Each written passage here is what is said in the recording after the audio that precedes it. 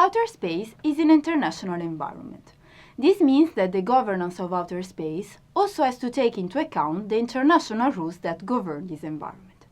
Making sure that the interests of the EU and its member states are protected in the context of these international rules is one priority of EU space diplomacy. At the same time, the EU space programme and its services can and are being used as important diplomatic tools to deepen ties with allies and to persuade third countries to work with the Union. In this video, we will find out who is responsible for this and other space diplomacy tasks in the EU. First, the Commission is responsible for coordinating activities relating to the Union space programme on the international scene. This means, among other things, that the Commission has to defend the interests of the Union and its member states in international space forums. The key forum here is the United Nations Committee on the Peaceful Uses of Outer Space, or COPUS. COPUS is the main international forum for space law, and it has adopted all major treaties that still govern outer space today. It is also the forum for discussing new topics related to the peaceful uses of outer space, such as space debris and space mining. The EU participates in these discussions as an enhanced permanent observer.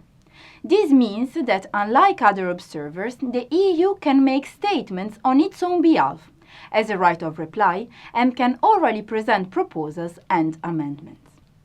While COPUS is a key institution, there are many other international forums on space, both within and outside of the UN.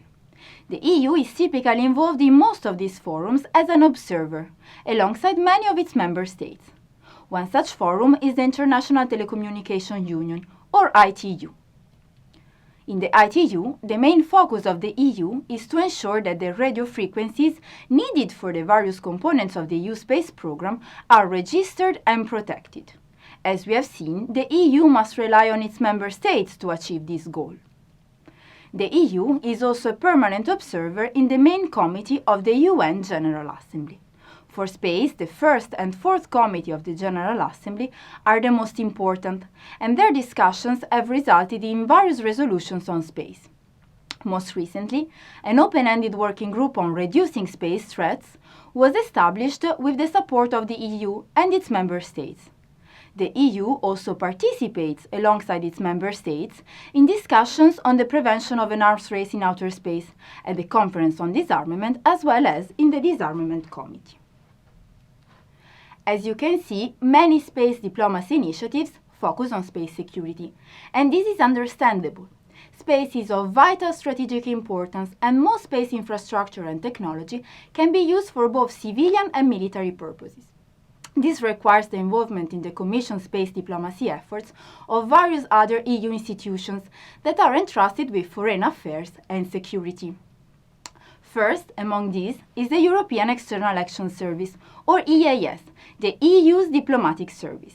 The EAS manages the EU's diplomatic relations with other countries and conducts EU foreign and security policy. The Space Division, SecDefPol 5, is also responsible for mapping the external threats to the EU space infrastructure. For space, the EAS mainly works through three delegations: the EU delegation to the international organizations in Vienna, where COPUS is located, the EU delegation to the UN in New York, where the UN General Assembly meets, and the EU delegation to the UN and other international organizations in Geneva, where the ITU, the Conference on Disarmament, and the Working Group on Space Threats hold their meetings. Together with the Commission, officials at these missions represent the EU in the main international space forums we mentioned earlier. Finally, two other actors deserve a special mention. First, the High Representative of the European Union for Foreign Affairs and Security Policy, or HR for short. Together with the Commission, the HR should ensure responsible behavior in space when implementing the program. This includes efforts to reduce the space debris population. The HR should also ensure the security of the EU space program and has to collaborate with international partners on space security issues. This is reflected in the position of the HR on the Security Accreditation Board of EUSPA and in his role as Operational Director of the EU SATSEN. A second actor of note is the Special Envoy for Space, SES. The Special Envoy has to promote responsible behavior in space within the UN framework, in particular within COPUS and the General Assembly. She advises the Commission on Space Matters and prepares draft statements for EU delegations, in particular for the delegations in Vienna, Geneva and New York. Finally, as the head of the Space Task Force, the SES also heads the tasking authority for the EU Satellite Centre, which prioritizes the request for assistance from SATSEN.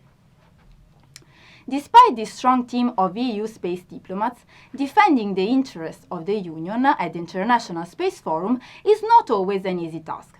The EU is only an observer at most space forums, even if it has preferential status in some of them. It does not act alone in these forums, but rather participates alongside its member states.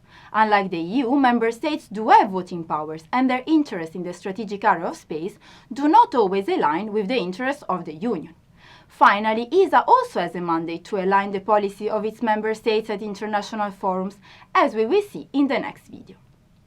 This situation can cause tensions that may be exploited by other countries and risk making EU space diplomacy less effective. An example of this is the EU's experience with the Code of Conduct for outer space activities. The Code of Conduct was a non-binding set of transparency and confidence-building measures that aim to safeguard the sustainable and peaceful use of outer space.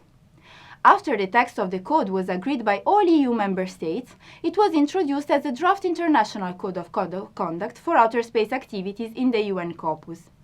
There, however, it failed to garner meaningful support even among the allies of the EU, because the Union had not properly involved third countries in the initial drafting phase of the code. In recent years, the EU is complementing its traditional approach to space diplomacy with other plans. Most notable here is the EU Global Action on Space. Unlike traditional space diplomacy initiatives, which depend on the negotiating power of the EU, the Global Action on Space relies on the Union's soft power as an economic powerhouse. The plan aims to promote the EU space program globally by showcasing the many benefits that Copernicus, Galileo and EGNOS can offer beyond the EU. It does so by organizing thematic events explaining the services of these flagship programs to local policymakers outside. The EU Global Action on Space is one of the most successful ways in which the Union is pursuing its so-called 3SOS public diplomacy initiative, which stands for Safety, Security and Sustainability of Outer Space. 3SOS is the EU attempt to promote ethical conduct in space, not unlike the Code of Conduct. However, unlike this code, the Global Action Plan and 3SOS initiatives rely more on the economic benefits of the EU space program than on the exercise of any hard diplomatic power. Perhaps this better suits the EU.